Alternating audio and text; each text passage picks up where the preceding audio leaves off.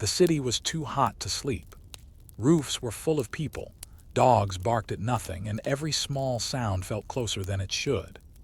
Then, in Delhi in 2001, reports began to spread of a strange figure moving across rooftops at night, the creature people called the Monkey Man. The panic was real, the fear was real, and tonight's story is based on those true reports. All day the city had burned in plain sight. At night it burned more quietly, from the walls, from the roofs, from the narrow lanes that had been storing the sun like a grudge. The air above the colony trembled even in darkness. The water in the metal tanks tasted warm. The pillows felt warm. The handrails on the stairs felt warm. Even the silence felt warm, as if it too had been lying in the sun since morning. So people came up to the terraces. They came with woven cots, cotton sheets, steel tumblers, old newspapers folded into fans, and the tiredness of another summer day in Delhi. They climbed slowly, carrying sleep like something fragile. Mothers shook dust from bed covers. Children argued over who would sleep near the outer wall. Fathers looked once at the sky and said nothing, because what was there to say? The stars were weak. The moon looked dry. Somewhere a transformer coughed. Somewhere a dog barked with that flat, irritated bark it had only in May. In Gully number 6, the colony was learning the same old lesson again. If the rooms trapped the heat, the rooftops at least shared it. Meena spread a sheet beside the parapet and told her younger brother not to kick in his sleep. "You say that every night," he said, "and every night you still kick." From the next roof came the smell of cut mango and black salt. From another came the sound of a radio playing an old song too softly to understand. Beyond the colony walls, trains moved in the dark like long thoughts, not fast, not slow, just steady. Their sound traveled through the heat and reached the terraces as a low iron hum. Below, in the lane, Rafik the night watchman tapped his stick on the road. Tack. A few steps. Tack. He had done this for 11 years, and because of that his sound had become part of the colony. Children stopped noticing it. Adults slept better because of it. Even dogs seemed to accept it. Rafik was a thin man with careful eyes and a faded scarf around his neck. He was not brave in the dramatic way films liked. He was brave in the smaller way of people who keep showing up. He paused near the tea stall at the corner, though it had long since closed, and looked up at the roofs. Every family was there. White sheets, moving shadows, sleepy voices, the shine of water jugs under moonlight. It looked from below almost peaceful, not cool, never cool, but peaceful. Then the power went out. A wave of groans rose from the colony, fans stopped, coolers sighed and died. One by one, windows became black squares, then came the torches. Not many. Just here and there, a small beam, another, a match flame. Somebody cursed the electricity board, somebody else laughed because there was nothing else to do, and in the black gap that opened between one complaint and the next, a woman shouted from the far end of the lane. "Who is there?" Voices lifted at once. "Where?" "On the roof." "Whose roof?" "Where?" Rafik turned so fast his stick knocked against the wall. He looked up. At first he saw nothing. Only terraces, water tanks, clotheslines, and people sitting up on their bedding with hair flattened from sweat. Then, for 1 second, on the roof of the Sharma house, he thought he saw something move beside the tank. Not clearly.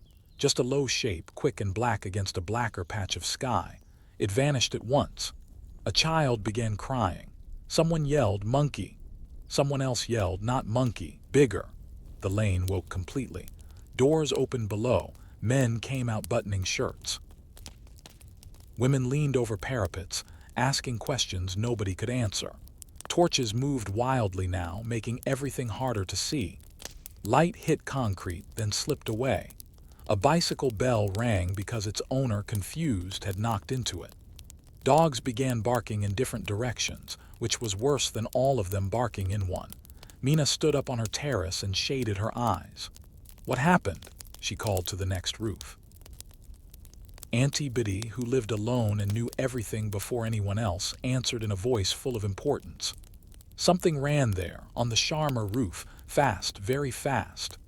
A langar, Mina asked. In this lane at this hour. From below, Rafik called out, nobody panic. Stay where you are. That was not what Panic liked to hear. Panic liked to be named. Panic liked to be given room. On the Sharma terrace, old Mr. Sharma was swearing that something had scratched the metal tank. His grandson said it had eyes. His daughter-in-law said she had only heard the sound of feet. Each sentence grew in the air like wet cloth. The colony caught it and stretched it. Eyes, feet, scratches, black thing, big monkey, not monkey. Man, no animal, no something else. By the time the electricity returned 15 minutes later, the lane had a story. It was not yet a legend. It was too small for that, too local, too fresh. It still smelled of sweat and warm cement, but it had shape now. It had enough shape to travel. At the tea stall the next morning, while the owner washed glasses in a steel bucket, Hari the electrician said he had heard that such a creature had been seen in another part of East Delhi 2 nights before. Who told you? Asked Rafik. A cousin. Which cousin? Hari waved the question away. A cousin is a cousin. Must I bring you a family tree? The men laughed, but softly. By noon, the colony had already divided itself into 2 groups. The first group said it had been a normal monkey. Delhi had monkeys. Delhi had dogs. Delhi had thieves. Delhi had young men with too much free time. Why make a circus from every shadow? The second group said people should not laugh. A thing had moved in darkness where no thing should have moved. The Sharmas were not fools. The child had seen eyes. The tank had a mark. And why had the dogs barked like that? By evening, the colony waited for night in a new way, not openly. Nobody said, let us see whether the thing returns. Nobody wanted to sound eager, but people filled their water bottles earlier. They checked the terrace walls. They tested torches. They asked neighbors casually who would be sleeping upstairs. Mina noticed all of this while correcting school notebooks at the table near the cooler.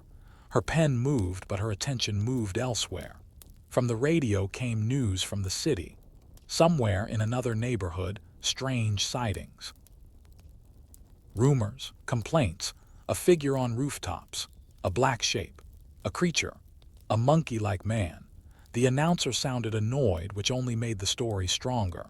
When serious voices sound annoyed, ordinary people often conclude that something real must be hiding under the annoyance. That night the heat was worse. It pressed against the skin. It sat on the chest. It climbed the throat. Families returned to their terraces with an extra layer of alertness hidden under ordinary routines. Mothers said, sleep. Fathers said, nothing is there. Children said, tell us what happened in the morning. Nobody fully believed anybody else. Rafik began his round before midnight. Tack, a few steps. Tack. He looked at every roof now, not just the lane. Near 1 in the morning, he met Constable Tripathi at the colony gate, wiping his face with a handkerchief. You too, Rafik said. Orders, said Tripathi. The whole city has gone mad, calls from every side. Have you seen anything? I have seen tired people, hot people, frightened people, and one drunk man who said the creature stole his slippers. Rafik almost smiled. And I have seen, Tripathi said, lowering his voice, too many people who swear they heard the same metal sound. What metal sound? Tripathi looked up at the dark terraces. Like claws on a pipe, he said. The 2 men stood for a moment in the hot midnight lane, listening. Far away, a train. Closer, a baby turning in sleep and then settling again. A cooler starting and stopping. From some unseen place, one quick sound. Tink. Not loud, not long. Both men looked up at once. On the water tank above Auntie Biddy's house, something shifted in silhouette. Small, no, not small. Bent, no, crouched. Then it was gone. Tripathi ran to the stairs. Rafik ran after him. They climbed to the roof, breathless already from heat, only to find Auntie Biddy sitting up on her cot, hand on heart. It was there, she whispered before either man spoke. What was there? Tripathi asked. She pointed to the tank. I did not see the face, she said. Only the back, like a person, but not like a person. Did it jump? I heard movement. To where? She looked toward the neighboring roof. To the city, she said. That was the first night. By morning, before the milk had arrived, before the paper boy had finished his route, the colony had a name for it. Not the creature. The night, people said. It came on the first night.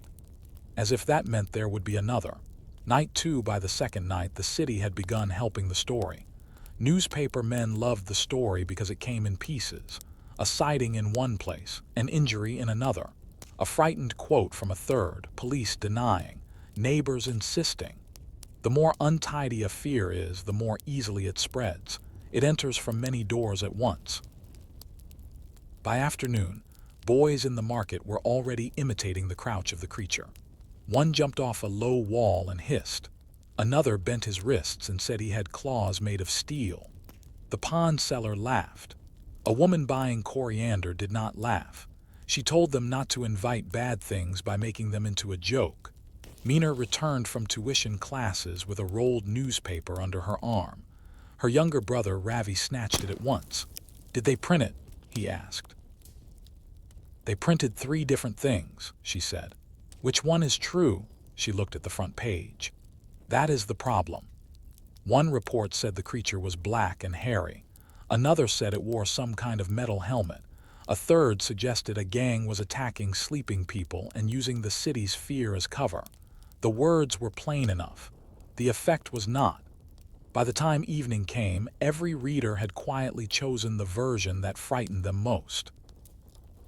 At the milk booth, Auntie Biddy declared that the creature could leap from one roof to another without sound. That is not possible, said Hari. She gave him a flat look.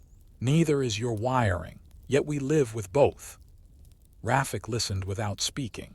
He had not told anyone that he had gone back to the Sharma terrace at dawn and measured the distance to the next roof with his eyes. A good jumper might manage it. A desperate jumper certainly might. But the idea of a desperate jumper was in some ways worse than the idea of a monster. A monster is at least simple. A human being is never simple. That evening the colony made quiet preparations. One family brought a second torch to the terrace. Another tied bells to the clothesline where the roof connected to a pipe. Somebody spread broken glass near a back wall and was forced to remove it when his own son nearly stepped on it. Tripathi returned with 2 constables and advised everyone not to sleep too close to the edge. Good advice for life, said Hari. Tonight keep it specific, Tripathi replied. The constables tried to sound bored, but even they kept looking upward. The second night did not begin with a scream. It began with waiting. That made it slower. The city around the colony seemed to hold its breath in patches. A scooter passed, then no sound. A radio laughed, then no sound. A group of men argued at the far tea shop, then their voices faded into the heat. The sky over Delhi had that dusty, low-lit look that made distances uncertain. Roofs that were ordinary in daylight now seemed like separate countries. Mina could not sleep. She lay on her back, watching a kite string left over from another season tremble against the stars. Her mother had finally gone downstairs because of a headache. Ravi had fallen asleep quickly, one arm across his face. On the next terrace, Auntie Biddy was still awake. Old age and gossip had made her an expert at late hours. Below, Rafik made his round. Tack, a pause, tack. Near midnight a hot wind moved through the lane, but it did not cool anything. It only shifted smells from one roof to another. Kerosene, dust, soap, old brick, the sour metal smell of overheated water tanks. Then the dogs began, not all at once. One dog near the empty lot first, then 2 more near the colony gate, then a chain of barking farther away, as if a message were running down the roads ahead of something unseen. Rafik stopped. Tripathi, standing near the lane entrance, stopped too. On the third roof from the corner, a bell tied to a clothesline gave one sharp ring. Everyone sat up. Another ring. Then silence. The kind of silence that is no longer empty. The kind that feels occupied. Tripathi whispered to the constable beside him, then both men moved toward the staircase of the Gupta house. At the same moment, Meena saw a shadow pass over a terrace 2 houses away. Not on the terrace, over it. For one impossible instant it looked as if something had crossed the open space between roofs in a low black curve. She got to her knees so fast the sheet tangled around her feet. "There!" she cried. Half the lane shouted at once. Torch beams slashed upward. One hit a water tank, one flashed into someone's face, one bounced uselessly off a clothesline. A baby started crying downstairs. Ravi woke with a shout. From another roof someone yelled, "It went that way." From the opposite side someone yelled, "No, the other way." In confusion, directions multiply. Rafik reached the Gupta staircase just as Tripathi came down from above, breathing hard.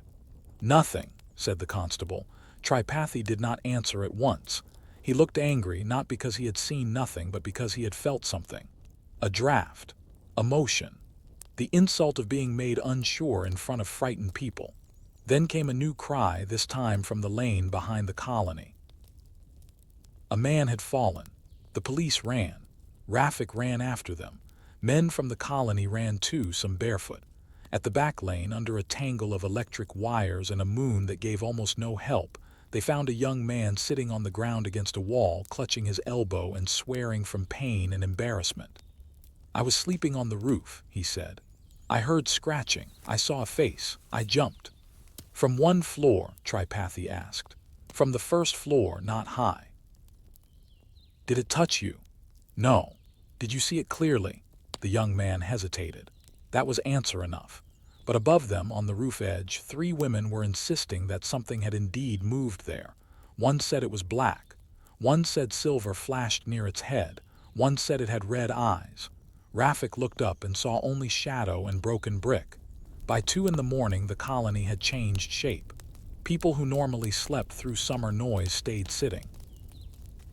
Men formed small patrol groups and walked between buildings with sticks, not because sticks would help much, but because empty hands felt foolish.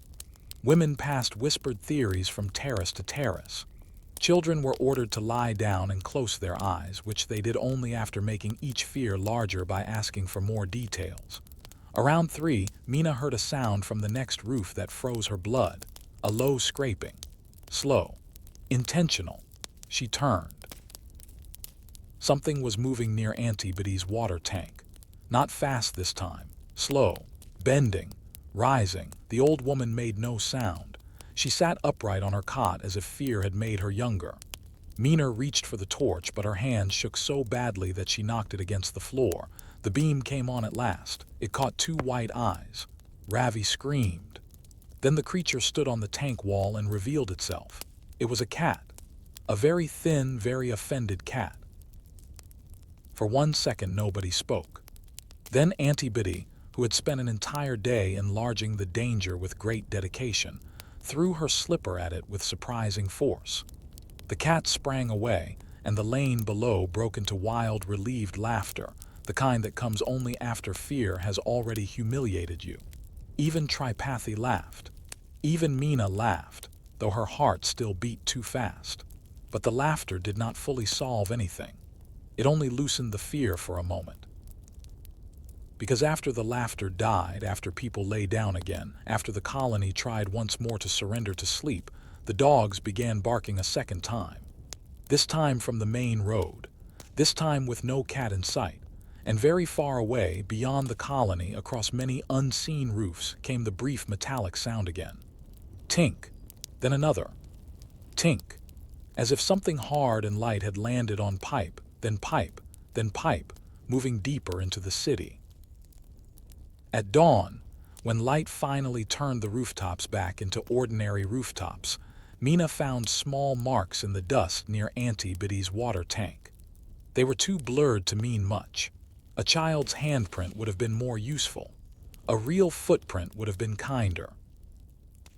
These were just enough to disturb, not enough to explain. Ravi crouched beside them. "See," he whispered. "What do you see?" Meena asked. He looked at the marks with the certainty available only to the young. I see that something was deciding where to go next. By breakfast, the second night had already improved in memory. The jump between roofs grew longer. The face became clearer. The fall from the back lane became an attack. And the cat, though deeply important to the story, began disappearing from it. Night 3. By the third day, heat and rumor had started working together like old friends. The colony did not speak of anything else for long. Water timings, exam results, bus delays, rising prices, all the usual subjects still appeared, but only briefly. Every conversation curved back. Someone's uncle in another area had seen the creature run upright like a man. A cousin's friend had been scratched. A shopkeeper swore that a rickshaw puller had seen metal claws. A barber said the police knew more than they were saying. By late afternoon, the barber had become, in his own mind, a source close to official matters. At the fruit cart, an argument broke out over whether fear could create marks on skin. "Fear creates many things," said Mina, choosing guavas. "Can fear create scratches?" Hari asked. "If people jump in the dark, climb badly, stumble, grab at walls, fall over pipes, yes, fear can be very efficient." Auntie Biddy shook her head. "You educated people always spoil a perfectly good mystery." But she spoke lightly. Beneath the line, Mina heard something else. People wanted the creature to be real because a real creature is easier to imagine defeating. A lock can stop it. A patrol can chase it. A story can trap it. But if the real enemy is the city at midnight, the heat, the half-sleep, the neighbor's panic entering your own body before you notice, then what exactly do you fight? That evening, the colony boys took positions on 3 terraces with whistles. Hari borrowed a heavy flashlight from his brother-in-law. Tripathi arranged for 1 more constable. Even the tea stall owner stayed open late, because fear sells tea better than winter. The third night arrived under a sky the color of old ash. No moon at first. Only a faint washed glow from the city, enough to outline antennas and wires. Delhi looked enormous from the roof and somehow very near. Distant buildings were only darker shapes in the heat. The colony's little sounds became clearer because of that. The click of a steel tumbler, a cough, a whispered warning to sleep quietly, the flap of damp cloth over a bucket, the sticky turn of a body on a charpai. Rafik walked more slowly now. He had begun to study shadows the way other men study handwriting. Tack, tack. He passed the alley where a neem tree leaned over the wall. He passed the closed tailoring shop. He passed the lane where the pavement dipped and held a little warm, bad-smelling water even in summer. Every place looked ordinary. Every place looked guilty. At midnight, a power cut swallowed the colony again. This time nobody groaned. That was worse. Silence fell in a disciplined way, as if the whole lane had decided together not to waste breath. Torches appeared but remained off in people's hands, ready.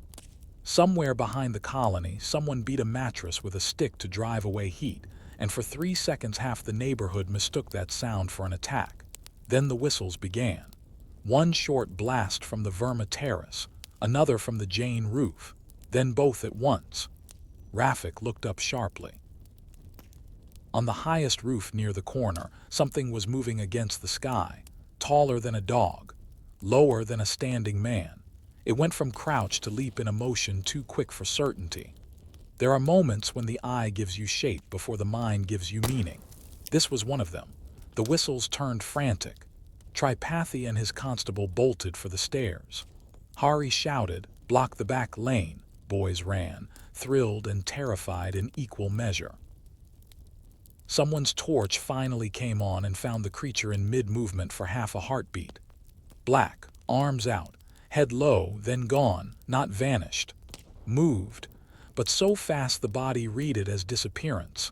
Mina gripped the parapet. On the next roof, Ravi was trying to climb the water tank for a better view until she hissed his name hard enough to stop him. The chase spilled across terraces. Feet hammered on stairs. Doors opened. More people woke. A woman began crying before she had even seen anything because the sounds alone were enough. Over all of it rose Tripatha's voice, commanding people to stay back, which guaranteed that nobody would. 5 minutes later, the creature reached the old printing press building at the edge of the lane, and there the matter should have ended. But the printing press roof connected, by a broken wall and a thick drain pipe, to the back of an abandoned government quarter nobody used anymore. A perfect place for a rumor to grow bones. Rafik got there first from the ground. He saw something drop from the press roof to the quarter wall with a clanging sound and disappear into the dark courtyard beyond. Human, he thought at once. Then he thought, no, maybe not. Then, more honestly, I do not know what I saw.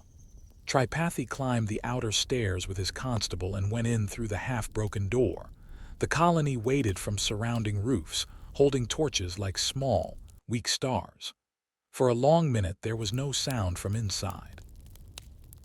Then a shout, then another, then silence again.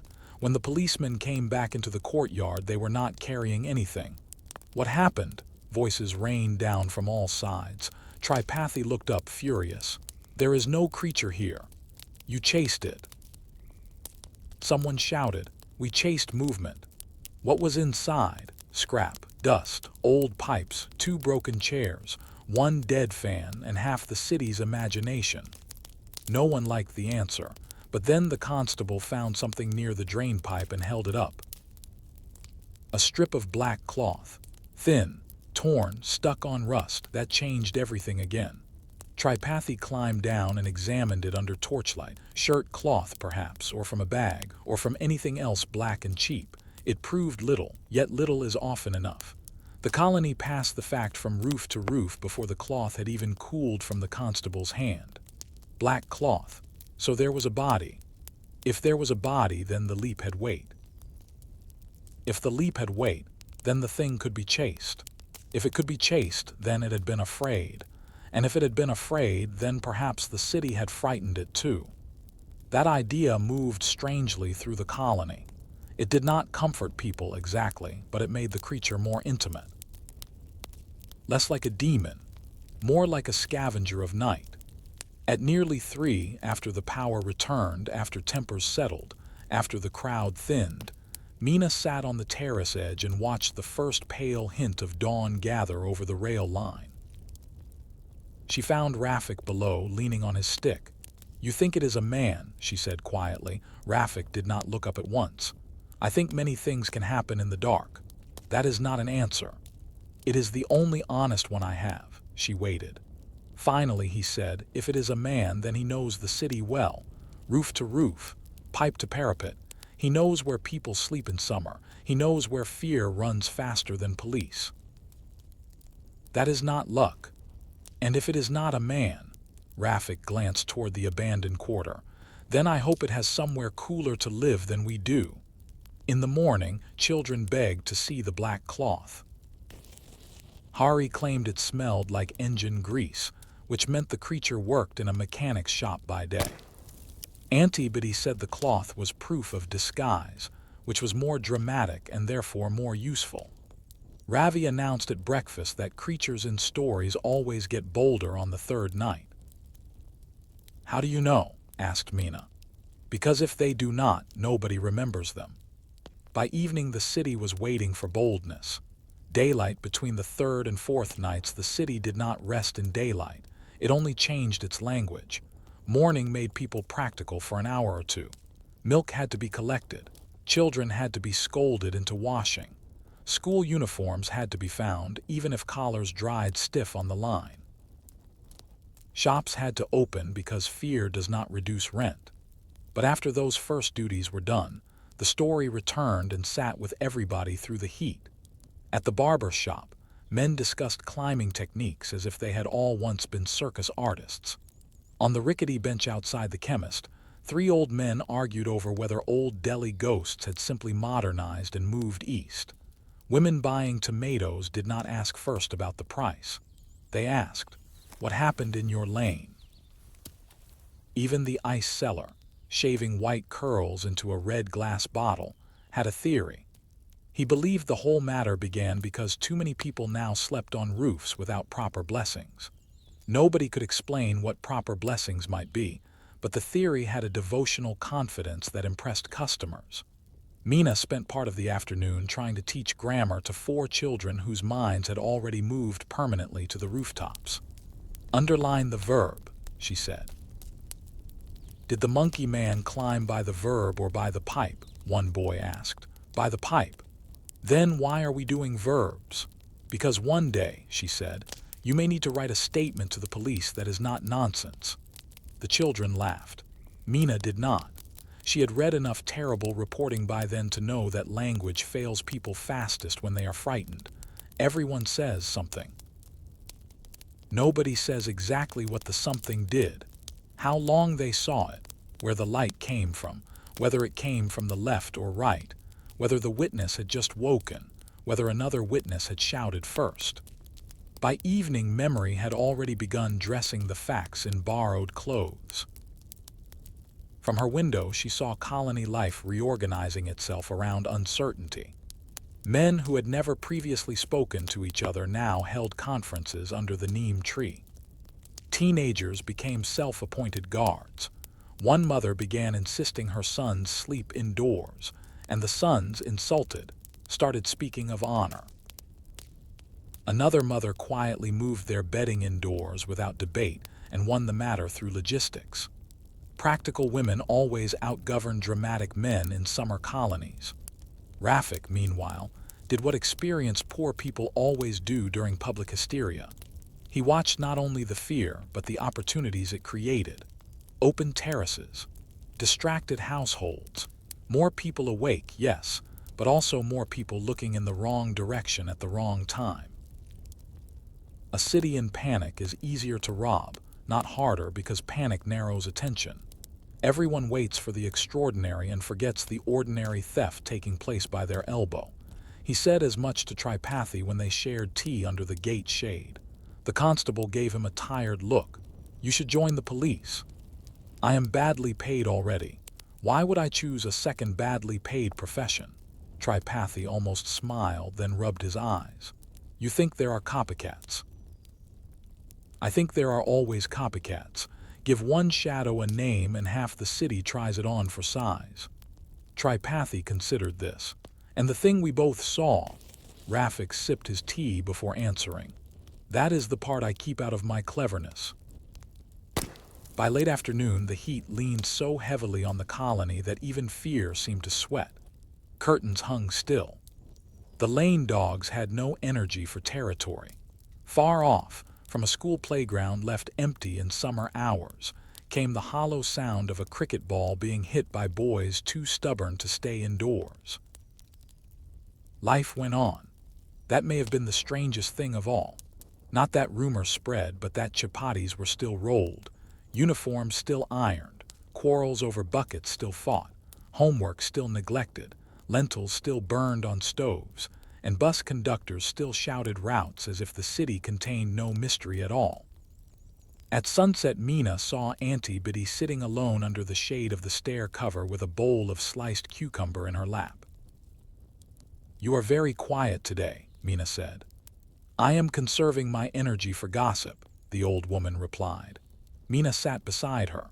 For a while they listened to the neighborhood settling into its evening self.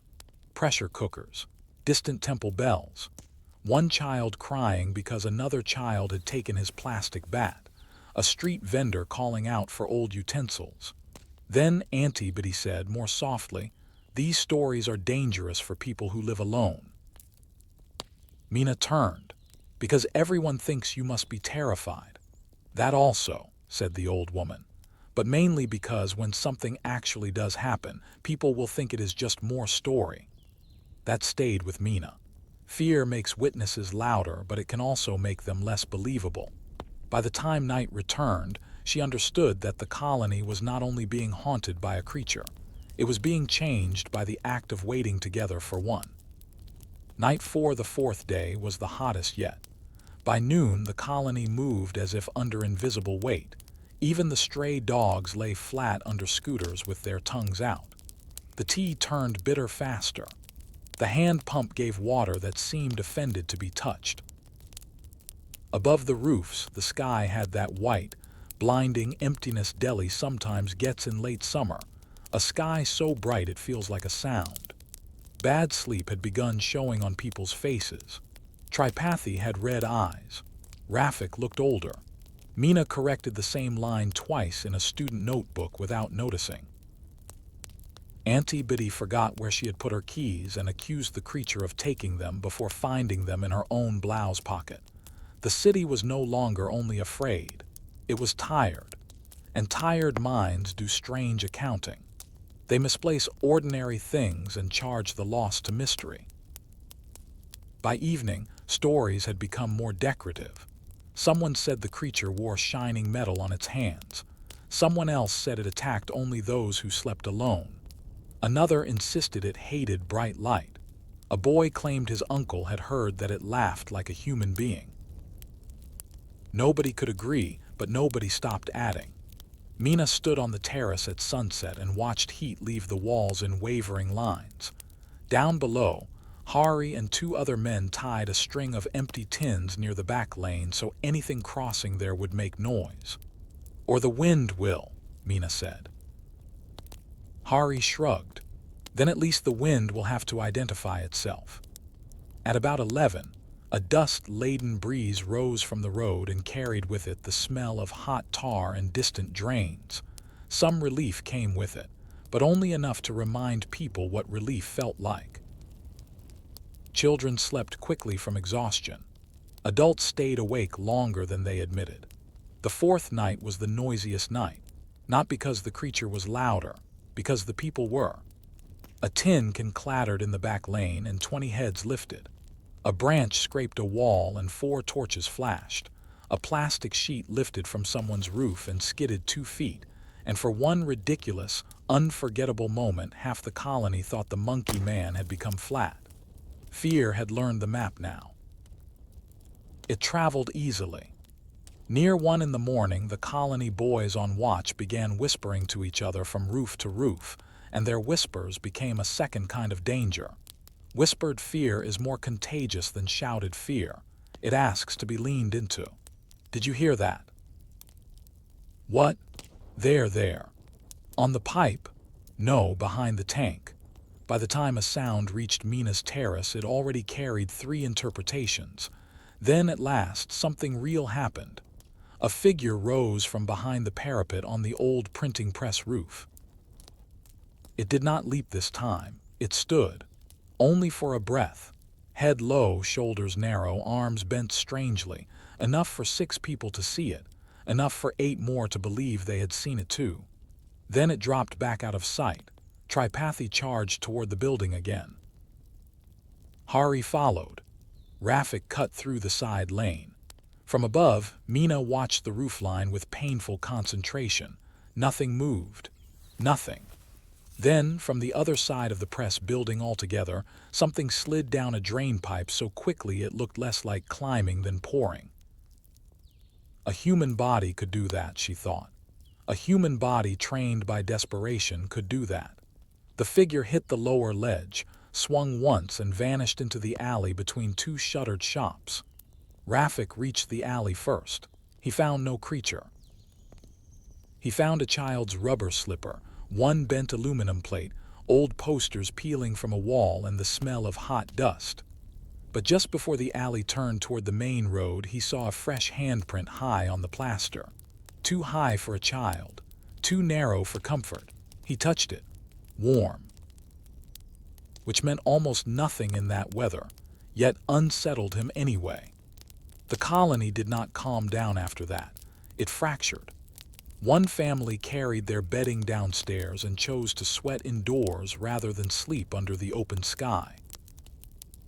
Another family, insulted by fear, moved all their bedding closer to the terrace edge as if daring the city. Auntie Biddy announced that she would sleep exactly where she pleased and placed her walking stick beside her pillow, like a weapon of ancient honor. At 3, after a dozen false alarms, the night seemed finally to be thinning. People began drifting toward exhausted half-sleep. The whistles stopped, the dogs quieted. Even the train seemed farther away. Then came a laugh, not loud, not long, but unmistakably human. It came from somewhere beyond the colony wall. Everyone heard it. That was what made it terrible. A single shared sound is more dangerous than 100 private visions. Tripathi climbed the wall with one constable and jumped down to the service lane beyond. They searched with torches. They found no one. No men, no boys, no drunk laborer hiding for fun. Nothing but stacked bricks, a broken pushcart, and heat rising from the ground in slow, invisible waves. When Tripathi returned, his face had changed. He no longer looked merely irritated. He looked offended in a deeper way, as if the city itself had made him part of its joke. By dawn, the fourth night had become the most discussed night so far, because people had not only seen shape, they had heard intent, a laugh, a human sound from a not fully human story. At breakfast, Ravi asked Meena, "What if it is a man who has forgotten how to live in the day?"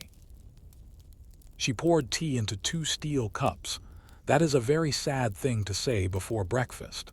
He looked out toward the terrace stairs. It is also possible. Meena wanted to dismiss him. Instead she said, "Then someone made him that way." Ravi nodded as if this were obvious.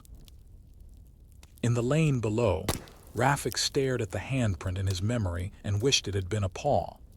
A paw would have been easier to carry. Night 5, the 5th night, began before sunset, because that was the evening the colony stopped trusting strangers. A scrap collector came pushing his cart through the lane, calling for old metal and newspapers, and 3 different people asked him where he had come from and where he planned to sleep. A man selling mosquito coils was told to move along before dark. 2 boys from another block were chased off a terrace simply because nobody recognized them. Fear had narrowed the edges of kindness. Meena hated that part more than the rumors. A creature in the dark is one problem. Neighbors turning suspicious in daylight is another. That evening she took extra water to Auntie Biddy, who was pretending to be stronger than she felt. "You should sleep downstairs tonight," Meena said, "and miss the performance," Auntie Biddy replied. "It is not a performance." The old woman smiled faintly. "Everything in a colony is a performance. We are only honest when asleep." But when Meena adjusted the pillow under her head, she noticed the old woman's hand was trembling. Night fell slow and red. The sky darkened from copper to bruised purple to a thick city black. Somewhere far off, a generator started its endless grumble. The colony rose to its terraces once more, although fewer people talked now. Fear was no longer exciting. It had become domestic. Rafik walked his round. Tack, tack. The sound was softer tonight because he was listening harder. Around midnight, a woman in the next block screamed so sharply that the whole colony jolted upright. Meena nearly knocked over the water jug. Ravi hit his head on the parapet trying to stand too fast. The scream came again. Then, "My child, my child." Tripathi and Rafik ran together this time. They did not even speak. Up the stairs, across the roof, through startled relatives and scattered bedding, to where a young mother was clutching her son against her chest and crying. "What happened?" Tripathi demanded. She pointed to the far corner by the cooler. He was there. He was standing there, looking. "Did he touch the boy?" "No." "Did he touch anyone?" "No, but he was there." Her husband, ashamed of his own delay, tried to sound firm. "Something moved by the cooler. I got up. It jumped to the next roof." "What something?" asked Tripathi. The husband swallowed. "I do not know." That answer spread almost as quickly as the scream had. Something had stood on a roof where a child slept. That was enough. All softness vanished from the lane. Men grabbed sticks. One man brought an iron rod. Another came with a cricket bat. Someone suggested surrounding the block. Someone else began accusing the family across the back lane of hiding thieves on their terrace because their cousin had once known a man with a police case. The logic of bad nights is never elegant. Mina found herself angry all at once. "At least know what you are chasing," she snapped. No one heard her, or if they did, anger was already louder than thought. Then Ravi, of all people, noticed the cooler. The desert cooler beside the sleeping child had been pulled slightly away from the wall. Behind it, squeezed into the corner, was a half-empty plastic bottle and two stale roadies wrapped in newspaper. Rafik crouched and stared. Someone had been using the roof. Not tonight only, perhaps before. Perhaps as a hiding place. Tripathi picked up the bottle with 2 fingers. "Do these belong to you?" he asked the family. They shook their heads. The crowd changed again, this time from angry to hungry. Now there was a possibility everyone could understand. A man. A hiding man. A thief moving by roofs. A hungry one, perhaps. A desperate one. Someone using the panic like a blanket. It explained enough to feel clever. It explained too much to be complete. Because when they searched the next 3 roofs, they found no one at all. Only on the outer wall of the 4th house, a faint line of scratches near the drain pipe. Not deep. Not dramatic. But there. By 2 in the morning, the sticks and bats had tired people out more than they had helped. Children began sleeping again, despite the noise. Mothers sat upright with their backs to tanks and their arms around knees. The men, now less heroic than before, gathered in the lane and argued over whether hunger makes a man climb like an animal. "It can," said Rafik. Everyone turned to him. Tripathi asked, "You know this?" Rafik looked toward the roofs. "I know the city." That was all he said. The 5th night might have ended there, with fear becoming pity and then confusion, if not for what happened just before dawn. The sky had started to pale. Birds had not yet begun. It was that in-between hour when even fear is tired. Mina had drifted into a light, floating sleep when she heard a soft splash. She opened her eyes. The steel loda by Ravi's pillow had tipped over. Water spread darkly across the terrace, and on the far parapet, balanced with impossible ease for one breath and one breath only, was a figure, not large, lean, arms slightly out for balance, head turned toward the lane below. Mina did not scream. The moment was too strange for that. She simply stared. Then the figure turned toward her. No red eyes, no metal teeth, no supernatural fire. Only a face lost in shadow and something wrapped around the head like cloth. Then it dropped over the outer side of the wall and was gone. By the time she reached the parapet, there was nothing below but the waking lane, Rafik's stick leaning against the wall, and the long first light of Delhi touching brick after brick after brick. She told no one at once, not because she doubted herself. Because for the first time she felt that saying what she saw would make it smaller. Later, when Ravi asked why the water had spilled, she said, "A restless city moved in its sleep." He looked at her strangely. "You saw it, didn't you?" After a pause, she nodded. "What was it?" he whispered. Mina took a long time to answer. "Lonely," she said at last. Daylight between the 5th and 6th nights. By the 5th morning, the colony looked as if it had been studying for examinations nobody had prepared for. Eyes were ringed dark. Tempers arrived too early in conversation. People forgot small things and reacted to them too strongly. A child spilled tea and was scolded as though he had personally invited the monkey man into the neighborhood. A mother sent her daughter to buy soap and then, 5 minutes later, panicked because the child had been gone too long, forgetting that the queue at the shop was always slow at that hour. Sleep debt had become part of the creature. It walked with the rumor. It spoke through it. It made ordinary people less ordinary. A man from the next block, who had previously been harmless in the dullest possible way, now spent the whole day drawing diagrams in chalk on the lane wall to show how an attacker might move from roof to roof without being seen. Schoolboys gathered around him with serious admiration. By lunchtime, his diagram included arrows, possible escape routes, and one highly speculative note about an underground tunnel. By afternoon, rain from a bucket had blurred half of it, which somehow made it look more official. Mina watched all this and felt that the colony had slipped into a fever dream with pond stains. Yet she could not entirely mock it. She herself had started noticing odd details she would once have ignored. How high the boundary walls really were, which drain pipes were fixed firmly enough to bear weight, where the street lights died into darkness, which roofs connected without gaps, which families left food uncovered, which terraces had coolers large enough to hide behind. Fear is a teacher, even when it teaches the wrong lesson too well. The radio carried more reports, injuries, false alarms, claims of sightings.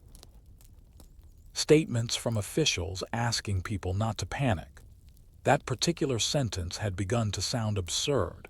It was like announcing into a furnace that one preferred mild weather. At noon, when the heat was so thick it seemed to have edges, Rafik found Ravi sitting in the shade near the gate with a notebook. "What are you writing?" he asked. "Things people said," Ravi replied. "Why?" "So later I can see how much they changed." Rafik looked at the page. It was full of neat childish handwriting, black face, silver hands, red eyes, human laugh, smells bad. Jumps far, hates light, eats nothing, eats roadies, never comes before midnight, came before midnight. Rafik gave a low sound that might have been approval. "Good work." Ravi squinted up at him. "You still think it is partly a man, don't you?" "Partly," said Rafik. "What a useful word." Ravi tapped the notebook. "It can be partly man and partly what people add. Children sometimes say the sharpest thing in the room because they have not yet learned how much dullness adults require." In the afternoon, someone from the municipality finally came through the colony to inspect broken street lights after repeated complaints. His presence should have reassured everyone. Instead, it became another scene in the ongoing drama. People surrounded him with 4 unrelated grievances, 3 roof theories, 2 demands for action, and 1 entirely invented eyewitness account involving sparks from the creature's fingers. The inspector left no wiser and much more tired.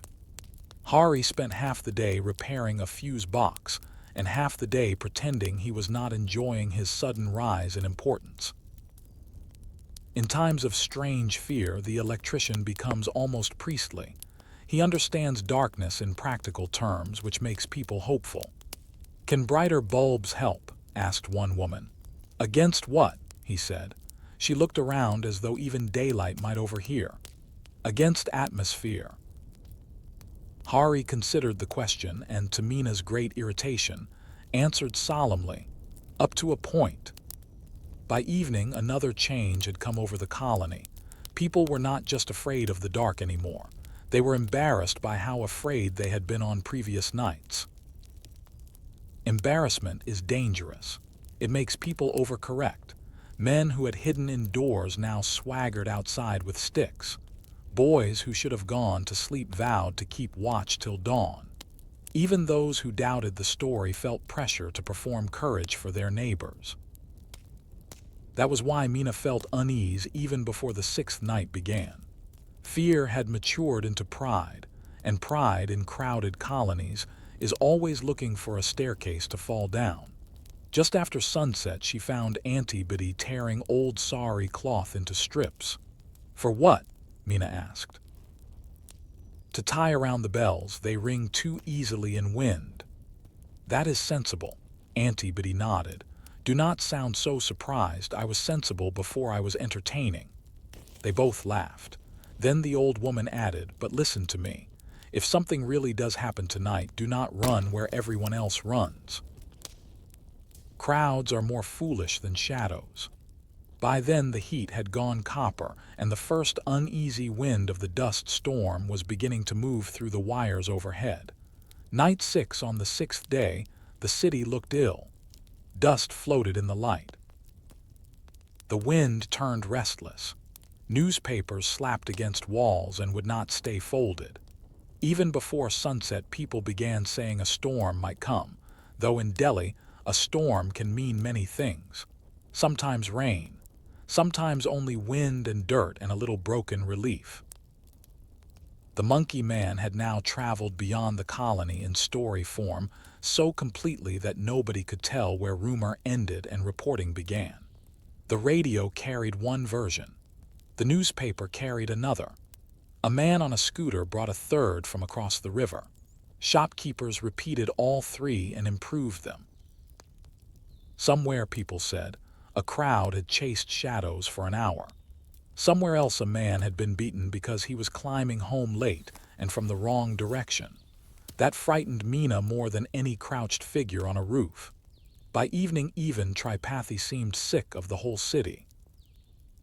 If tonight gives me one more flying monkey, helmet monkey, ghost monkey, mechanic monkey, or laughing monkey, he muttered, I will resign and become a gardener.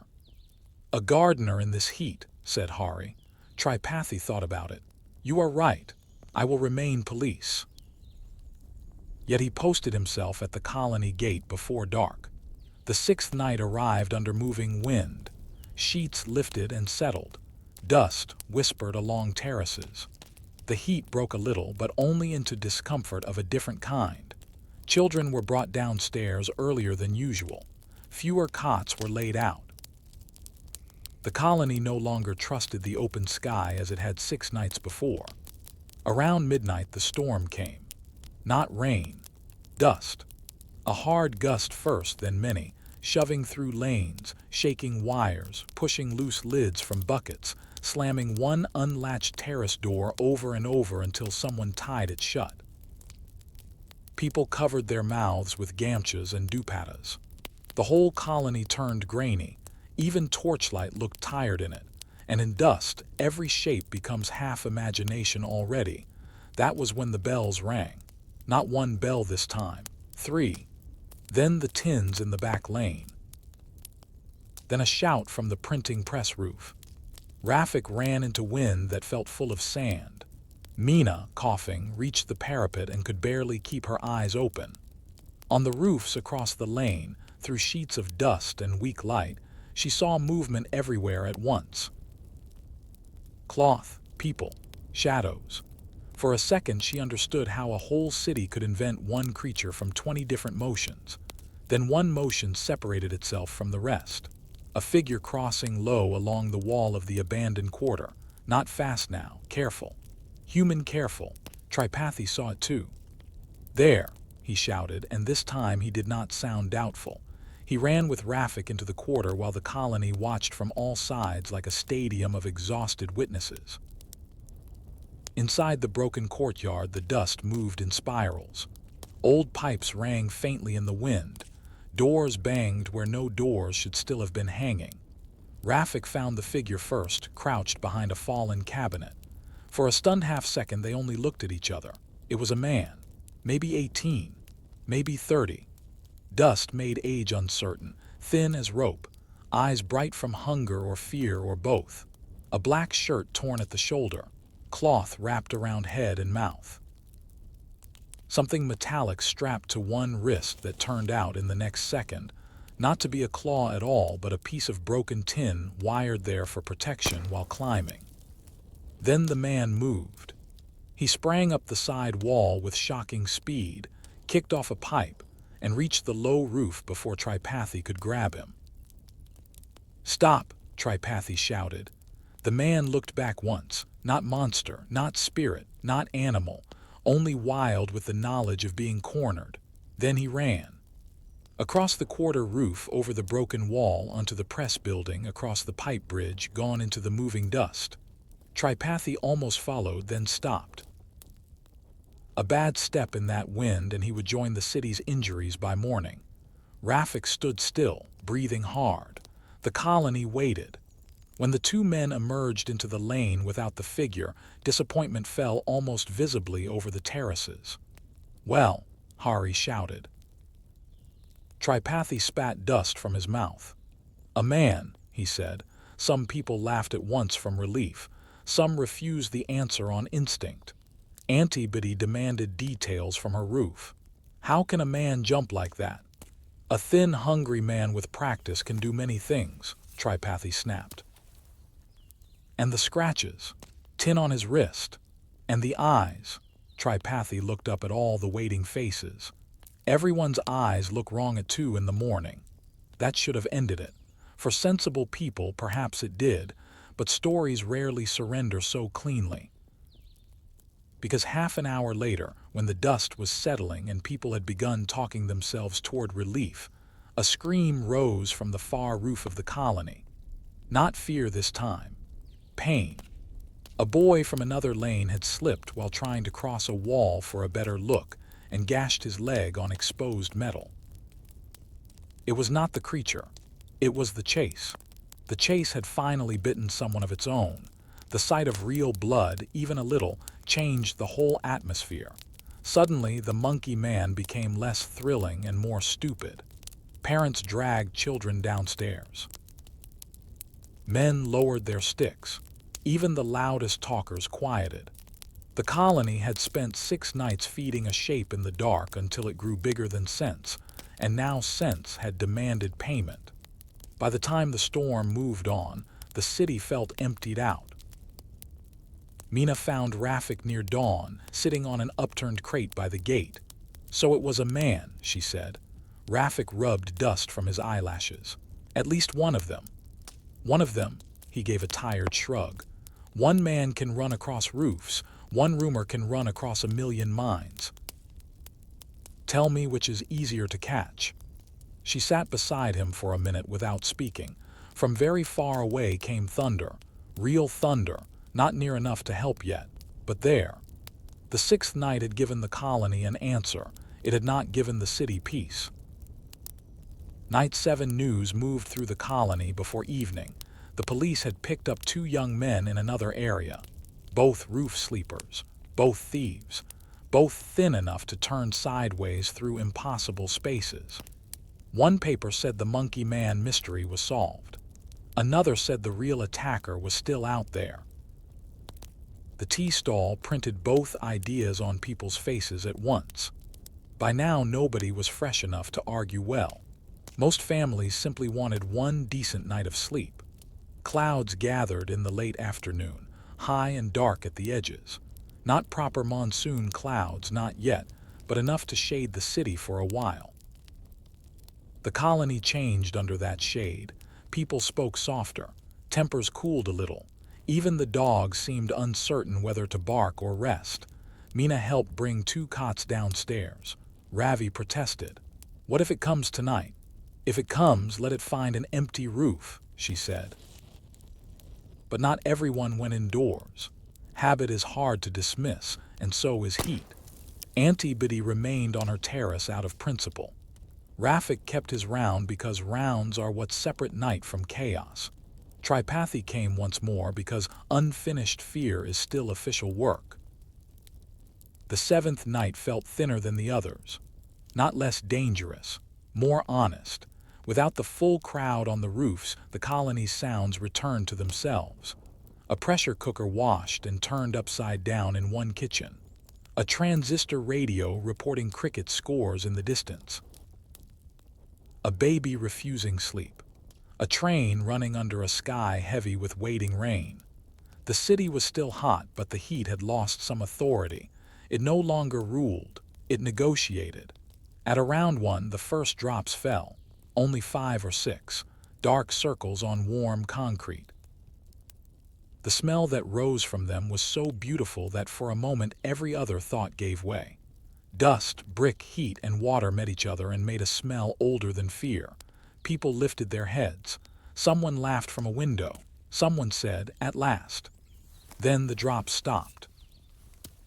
Delhi had offered hope and withdrawn it. Typical. Rafik smiled despite himself and went on walking. Tack, tack. Near the back lane, he found something placed neatly on the ground beside the colony wall. A steel tumbler. 1 stale roti, half an onion. He stared, not trash thrown aside. Food arranged. An offering. A joke. A child's game. Or someone, somewhere in the colony, deciding that if the thing in the dark was human after all, then hunger might answer better than sticks. He looked up at the terraces, trying to guess who might have left it. Every roof was shadow. Every shadow looked innocent. He left the plate where it was. An hour later, the colony saw the final sighting. There was no scream this time, only Ravi's whisper from the terrace above. "Did he?" Mina stepped out from the stairwell where she had been standing to catch breeze. Ravi pointed. On the highest water tank of the old printing press building sat a figure against the clouded sky. Still, completely still, not crouched to attack, not poised to leap, just sitting, watching the colony, or perhaps only resting above it. Mina could make out almost nothing. A dark body, knees drawn up, one arm across them, head slightly bowed. It might have been a young man catching his breath after a life of bad decisions. It might have been the city itself, finally visible for 1 second in human shape. Ravi whispered, "Should I call everyone?" "No," said Mina. Why she said that she never fully knew. Perhaps because after 6 nights of shouting, she wanted one moment to remain quiet. Perhaps because the figure looked less dangerous than tired. Perhaps because some mysteries are ruined not by answers but by crowds. Below them, Rafik had also seen it. He stopped in the lane and lowered his stick. Tripathi, near the gate, followed his gaze upward. For several breaths, the three of them, on different levels of the colony, watched the same still figure under the same waiting sky. Then wind moved across the roofs. Real wind, cooler, stronger, and with it came rain. Not a drizzle this time. A sudden summer burst, heavy and slanting, hammering tin, darkening brick, flattening dust, striking every terrace at once like a curtain dropped from the heavens. People shouted in delight from balconies. Children ran to doors. Windows opened. The colony changed in one instant from fear to weather. Mina threw an arm over her face and laughed as the water hit. Ravi whooped like the whole storm had arrived just for him. Auntie Biddy, stubborn queen of rooftops, lifted both hands to the rain as though accepting applause from heaven.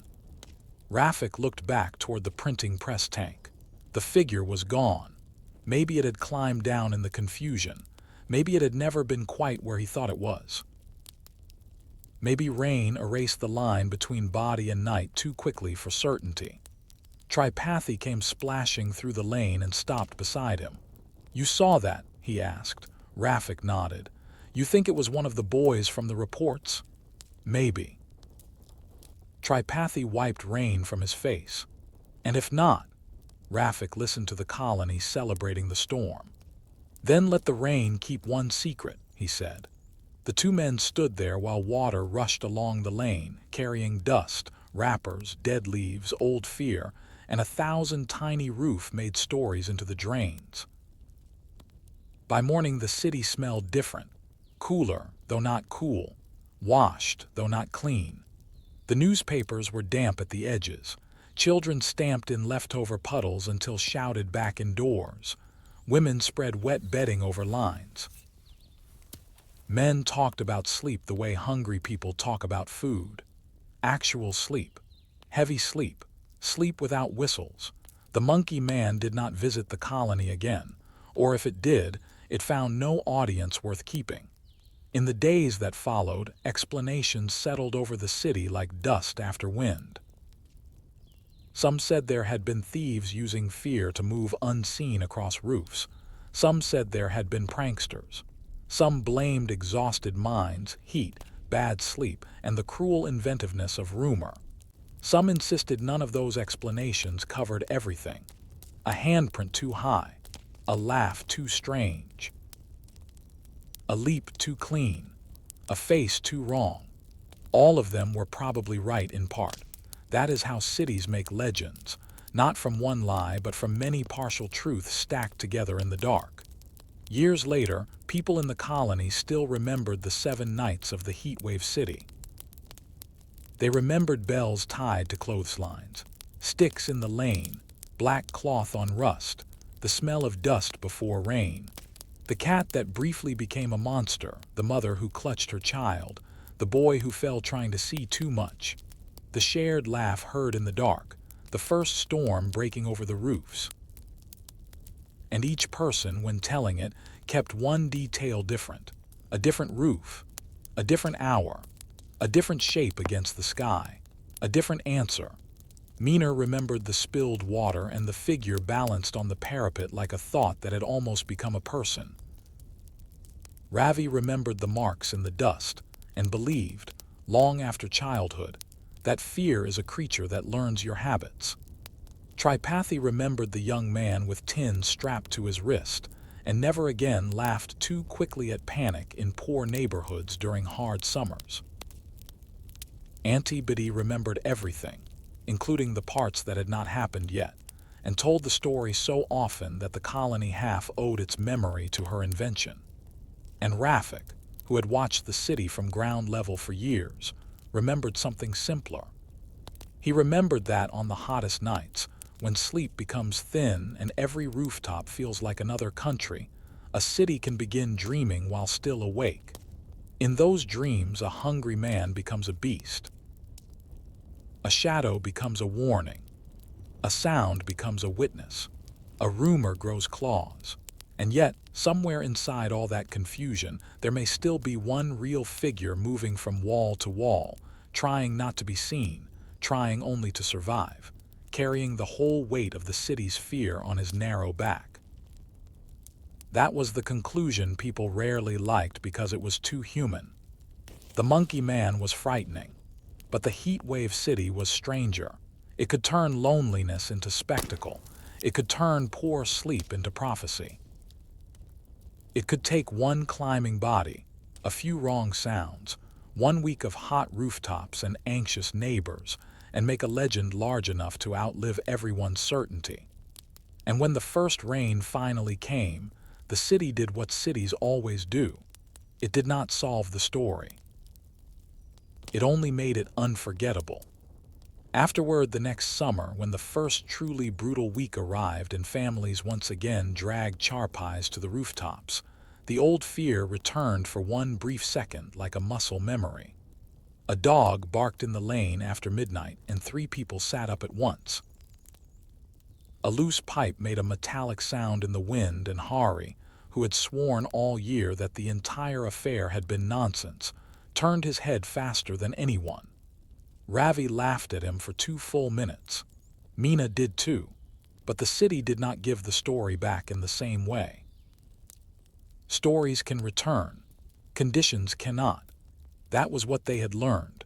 The colony was different now. A few families had installed higher railings. One roof had a new locked stair door. The broken street lights near the back lane had at last been replaced after enough public shouting. Tripathi had been transferred to another beat, though he visited once and still rolled his eyes when anyone mentioned metal claws. Auntie Biddy remained gloriously alive and continued to tell the tale with enough improvements to make accuracy surrender without a fight. As for the man Rafik had seen in the abandoned quarter, no final official story ever reached the colony in a satisfying form. Some said he was one of several petty thieves using rooftops during the panic. Some said he was a runaway laborer sleeping where he could and taking food when he found it. A tea seller claimed he had later been picked up near the rail line. A scrap dealer swore the police had never caught the right man at all. Each version solved one corner of the mystery and darkened another. Rafik no longer chased certainty. Night work had taught him that certainty is a luxury item, like an air conditioner in May. Nice when available, rarely available. What stayed with him instead was the image of the colony itself during those 7 nights, all those families exposed to the sky together, all those separate worries stacked roof above roof, all those private lives suddenly open to the same fear. The city had looked different from the lane then, less like buildings, more like breathing. Sometimes, much later, while making his rounds under a calmer summer moon, he would hear the ordinary old sounds again, The clink of someone setting down a tumbler, the creak of a charpai rope, a radio losing signal, a child murmuring in sleep, the distant train rubbing metal against distance. And he would think of how quickly such sounds had once become evidence in hungry minds. That, perhaps, was the last lesson of the heatwave city. Most legends are not born because people are foolish. They are born because people are tired, hot, crowded, half safe, half seen, and living too close to one another's fear. Give them rooftops instead of rooms. Give them a week of bad sleep. Give them barking dogs, failing lights, scraps of news, one clever thief, one lonely climber, one witness who shouts first, and one entire city ready to believe that the dark has grown a face. Then step back. The legend will make itself. And still, even after all that reason, the colony never fully let go of one image, a lean shape on a high tank under a waiting sky, sitting perfectly still for one long breath before the first rain. Because people can accept explanation. What they rarely surrender is atmosphere. That remains. Years pass, paint peels, children grow up, shops change owners, new wires cross old skies. Yet one hot night in one tired colony, 7 strange evenings still hang over the terraces like stored heat. Not because nobody solved them, because everybody did differently.